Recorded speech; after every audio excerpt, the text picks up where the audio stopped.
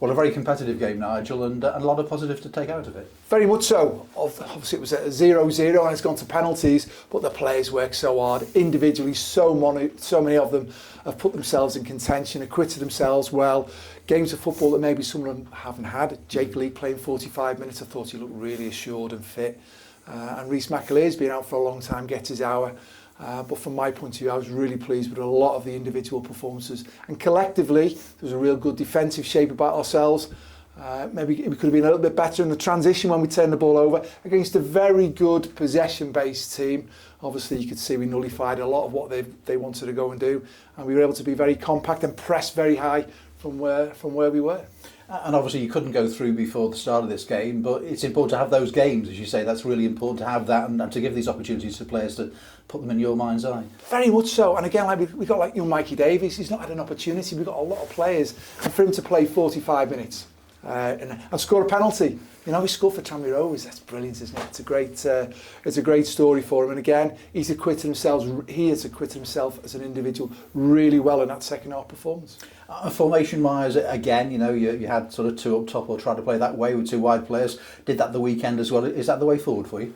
Well, listen, we've got to get the best out of the players we've got, and obviously you've got to be in mind of the opposition, but we're trying to get an identity about ourselves, and ultimately, I want the players to work hard. They've worked extremely hard tonight. They've had to, but we know we got legs in the team tonight, with pace in the side as well. So from my point of view, I was really pleased. So listen, it's about how we get ourselves an opportunity to go and win the next game of football, and everybody working hard at that.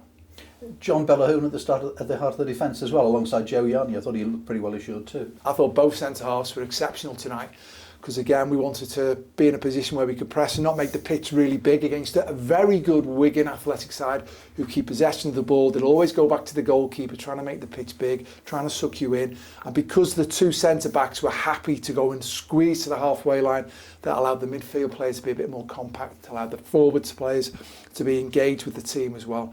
And both centre-halves I thought were exceptional tonight.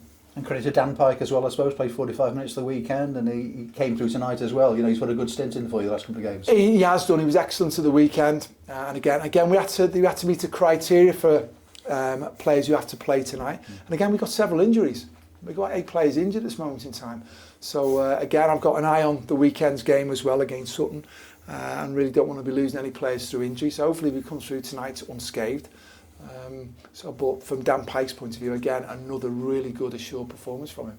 And you mentioned injuries. You know, we talked about Luke Norris at the weekend. You know, any update on him just yet, or Lee O'Connor? Well, we'll see. We've got several injuries, and you know, we'll have an update on Thursday when we do the press preview for the weekend's game.